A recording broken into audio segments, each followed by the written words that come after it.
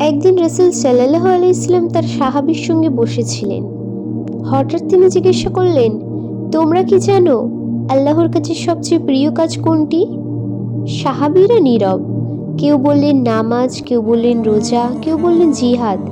রাসূল সাল্লাল্লাহু আলাইহি সাল্লাম মুচকি হেসে বললেন, আল্লাহর কাছে সবচেয়ে প্রিয় কাজ হলো মানুষের প্রতি দয়া। ঠিক সেই সময় এক সাহাবী উঠে দাঁড়ালেন এবং একটি ঘটনা বললেন। একদিন প্রচণ্ড গরমে তিনি রাস্তা দিয়ে যাচ্ছিলেন। হঠাৎ দেখলেন একটি কুকুর তৃষ্ণায় কাতর হয়ে মাটিতে জিভ বার করে হাঁপাচ্ছে। আশেপাশে কেউ নেই, পানিও নেই। সাহাবীর মনে হলো এই প্রাণীরও তো আল্লাহ আছে। তখন তিনি নিজের জুতোর ভিতরে পানি ভরে কুকুরটিকে পান করালেন। এই ছোট্ট কাজের কথা রাসূল সাল্লাল্লাহু আলাইহি ওয়াসাল্লাম শুনে বললেন, আল্লাহ তার এই দয়ার কারণে তাকে ক্ষমা করে দিয়েছেন। সাহাবীরা অবাক হয়ে জিজ্ঞাসা করলেন, ইয়া রাসূলুল্লাহ, পশুর প্রতিও দয়ার সওয়াব আছে?